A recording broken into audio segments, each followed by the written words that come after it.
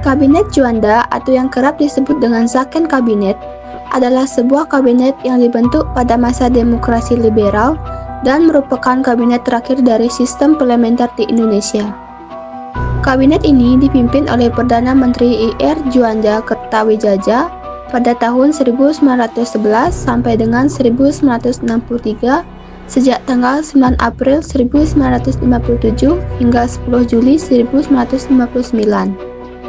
Kabinet ini disebut sebagai Zaken Kabinet atau Kabinet Ekstra Parlementer, yaitu kabinet yang dibentuk tanpa melihat jumlah kursi di parlemen. Kabinet Juanda terbentuk setelah Kabinet Ali Sastro Atmojo yang kedua, yang jatuh pada tanggal 14 Maret 1957. Kabinet Ali Sastro Atmojo yang kedua jatuh karena tidak mampu memperbaiki masalah ekonomi yang menimbulkan demonstrasi buruh yang dikoordinir oleh PKI. Masalah lainnya adalah korupsi dan lesunya kinerja aparat pemerintah.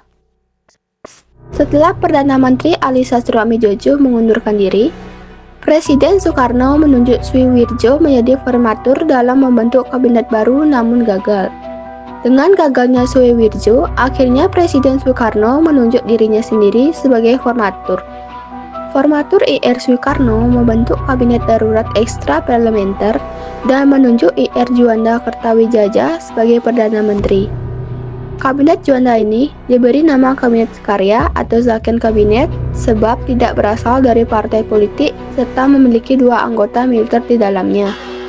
Kabinet Juanda berlangsung antara April 1957 hingga Juli 1959. Program kerja kabinet ini antara lain membentuk suatu Dewan Nasional, normalisasi keadaan negara Republik Indonesia, melanjutkan pembatalan perjanjian konferensi meja bundar, memperjuangkan Irian Barat, dan mempercepat pembangunan atau Kertasamista 1955. Terbentuknya Kabinet Juanda menandai awal dari konsepsi tentang demokrasi terpimpin yang diusulkan Presiden Soekarno sejak 21 Februari tahun 1957. Yang menurutnya, konsep tersebut merupakan suatu bentuk pemerintahan yang lebih cocok dengan kepribadian nasional yang berdasarkan kabinet gotong royong dan terdiri atas partai politik besar dengan sebuah dewan nasional yang terdiri atas berbagai golongan sebagai penasehatnya. Beberapa bulan selesai dibentuk, Perdana Menteri Juanda berhasil membentuk Dewan Nasional. Proses pembentukan Dewan Nasional ini dimulai pada bulan Mei dan selesai pada 11 Juli tahun 1957 dan terdiri dari 45 perwakilan golongan karya.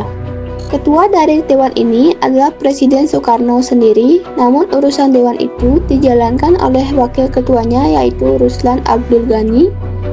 Dampak dari kebentuknya Dewan Nasional ini adalah PKI dan Angkatan Darat semakin mengkonsolidasikan diri serta memperkuat posisi mereka masing-masing.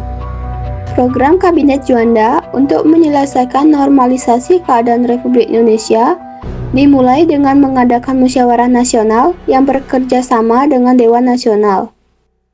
Program ini merupakan agenda tidak tertulis dari Kabinet Juanda yang diselenggarakan pada September tahun 1957. Topik yang dibahas mengenai militer, sipil, kewaspadaan nasional, dan Irian Barat. Masa pemerintahan Kabinet Juanda diwarnai oleh beberapa peristiwa penting menjadi tantangan bagi kabinet tersebut, yaitu pemberontakan PRRI atau Permesta, peristiwa percobaan pembunuhan Presiden Soekarno di Cikini, dan pertentangan yang tajam di tubuh Dewan Konstituante. Rangkaian peristiwa pemberontakan PRI atau Permesta bermula dari konflik internal Angkatan Darat, yaitu kekecewaan atas minimnya kesejahteraan anggota di Sumatera dan Sulawesi, sehingga mendorong beberapa tokoh militer menentang kebijakan KSAD dan pemerintahan pusat. Hal ini kemudian meluas pada tuntutan otonomi daerah yang melibatkan para politisi. Mengenai hal tersebut, Kabinet Juanda merespon dengan menolak tuntutan pihak PRRI serta memecat para pimpinan tentara yang memberontak di Sumatera. Kabinet Juanda juga berperan menghentikan impor beras dari Hong Kong dan Amerika Serikat yang disabotase oleh pihak PRRI di Singapura untuk membeli senjata dan beralih pada impor beras dari Uni Soviet karena dapat langsung diterima di pelabuhan Indonesia. Kebijakan ini berhasil melemahkan ekonomi PRRI sehingga pasukan mereka dapat dilumpuhkan. Tugas berat juga dihadapi oleh Kabinet Juanda setelah terjadinya percobaan pembunuhan terhadap Presiden Soekarno di Cikini pada tanggal 30 November tahun 1957.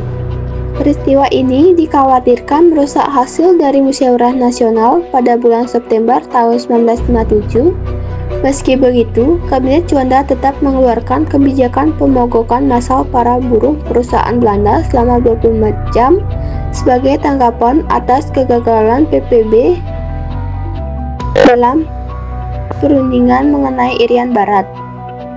Kebijakan ini berimbas pada pengambil alihan besar perusahaan tersebut oleh para buruh serta hengkangnya banyak perusahaan Belanda dari Indonesia.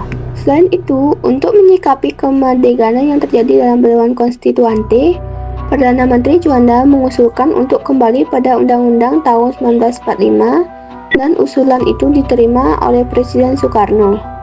Padahal, Dewan Konstituante sejatinya telah merampungkan 90% dari tugasnya, namun terhambat dikarenakan terjadi pertentangan yang tajam antara partai-partai di dalam konstituante mengenai dasar negara. Kemandegan ini menimbulkan kekecewaan dari Presiden Soekarno yang berujung pada keluarnya Dekret Presiden tahun 1959. Dalam kebijakan luar negeri, Kabinet Juanda berhasil melakukan dekolonisasi di bidang kemaritiman, yakni dengan mengeluarkan Deklarasi Juanda tanggal 13 Desember 1957. Deklarasi ini membatalkan peraturan yang dibuat oleh pemerintahan Hindia Belanda yang menyatakan bahwa wilayah Hindia Belanda adalah 3 mil laut dari garis laut pulau-pulau. Selebihnya adalah laut bebas yang boleh dilayari negara manapun. Mr. Mokhtar Kusumaatmadja kemudian mengusulkan konsep archipelagic principle, yakni konsep negara kepulauan yang utuh dan terdiri dari tanah dan air. Konsep ini kemudian dijadikan landasan hukum pada 13 Desember tahun 1957. Kabinet Juanda berakhir di misioner ketika Presiden Soekarno mengeluarkan dekret pada bulan 9 Juli tahun 1959. Dekret Presiden tersebut mengenai penghapusan konstituante dan pemberlakuan kembali Undang-Undang Dasar 1945. Penghapusan itu mengakhiri era demokrasi liberal di Indonesia. Pada hari itu, kabinet baru bernama Kabinet Kerja segera diumumkan dengan Soekarno sebagai Perdana Menteri dan I.R. Juanda sebagai Menteri Utama. Setelahnya, Dewan Nasional kemudian dibubarkan dan digantikan dengan Dewan Pertimbangan Agung. Dengan begitu, dimulailah era demokrasi terpimpin.